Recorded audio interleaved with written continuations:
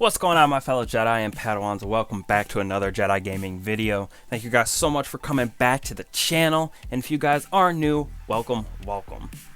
Today we are going to be talking about the reissued weapons from the Dreaming City and the Moon. Now remember, if you guys find this helpful, please make sure to like and share the video around to help out our fellow Guardians, and it does help out the channel a lot. And if it does feel right, please hit that subscribe button, totally free, and it helps me out so much. So let's get right into the video.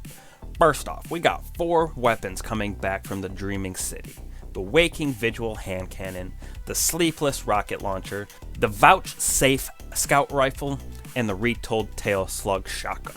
From the Dreaming City, we also got the Revered armor set coming back as well, so that's an additional 5 pieces of armor there. As well as the Moon got 4 weapons: the Premonition pulse rifle, Heretic rocket launcher, Blasphemer slug shotgun, and the Apostate sniper rifle, with also the Dreambane armor set coming back. These all got re-released this season, but I still see nobody using them at all, even in PvE or PvP. So I went through and figured out why no one is using these and how to get these weapons, to see if that was the reason and such like that. So I'm going over some of the percents that they are used in PvP and PvE compared to the top 5 weapons for each of those categories.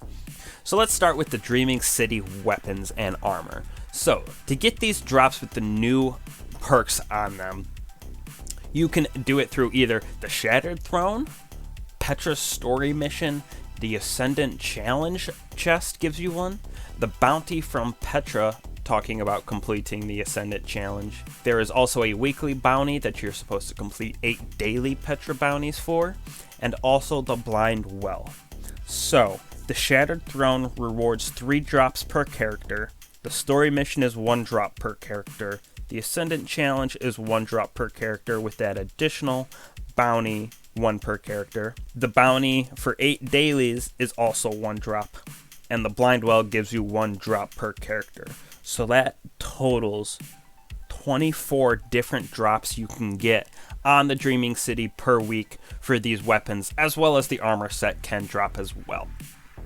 So it is a lot of different drops you can get, and it makes it kind of easy to farm, or a little bit easier than it had originally been thought, with it only being in the Shattered Throne, but there's so many different ways to grab these weapons. And next, for the Moon, the only way to get the Heretic, the Blasphemer, and the Apostate is from the Altar of Sorrows, and that rotates from the final chest every single day.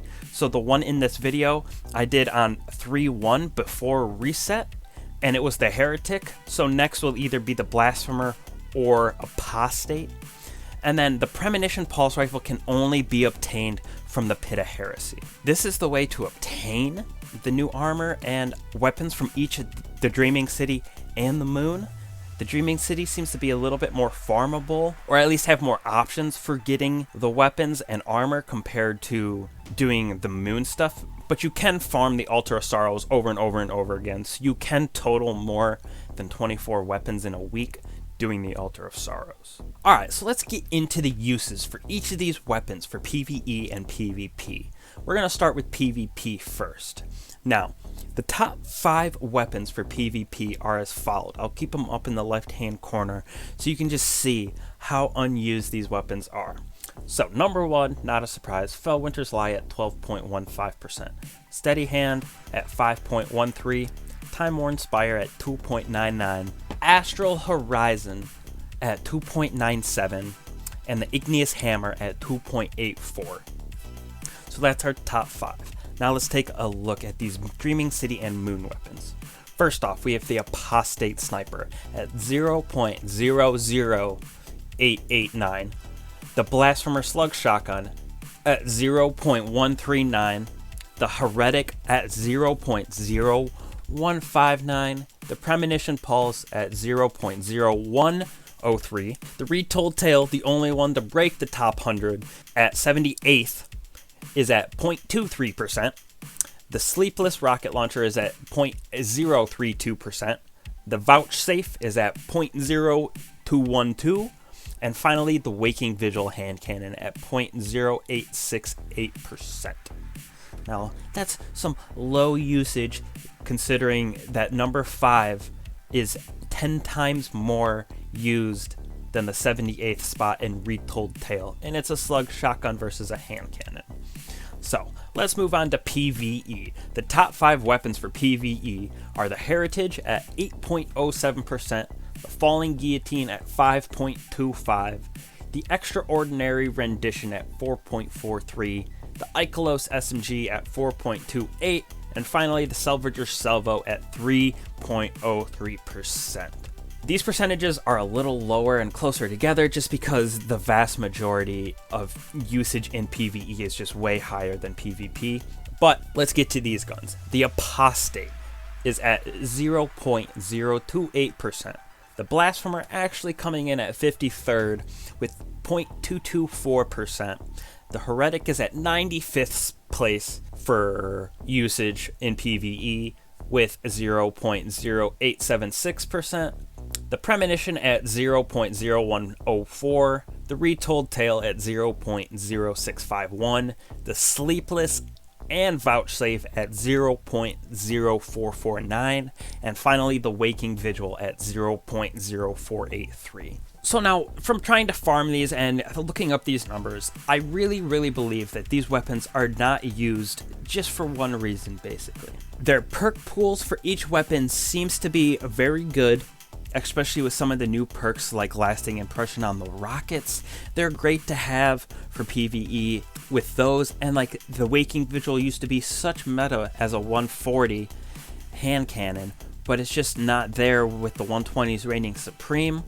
And the perks are there with Killing Wind, Rampage, Quick Draw, everything. So it's not because of the perks for any of these weapons. I think it is purely due to the way that we have to obtain these. One, because old players have already farmed these so much and obtained them that they do not want to go back. And all the new light players have all this new content, which is dropping the same archetype of weapons like rocket launchers, hand cannons, shotguns, like the Retold Tale is taken over by the Heritage, and SMGs and PvE run supreme instead of the hand cannons, and there's so many different new hand cannons that came out, like the Bottom Dollar, the Igneous Hammer, and the re-release of the Palindrome that is taking over for the Waking Vigil.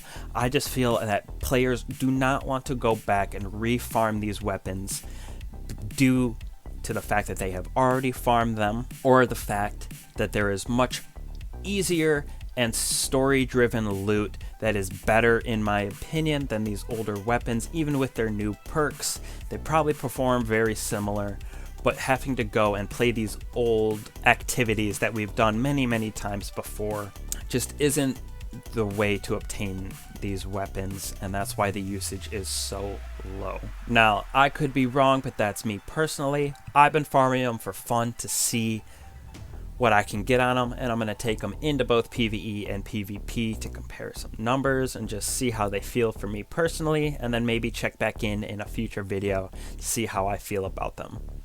But that's it, and I hope this helped you guys figure out why these aren't being used, and if you want to farm them, go for it, because they are pretty rare, and it might throw off some combatants and enemies, so I would get to farming just because they are pretty good weapons, but I can understand not wanting to based on the old activities. So thank you guys so much again for watching. It really means a lot to me.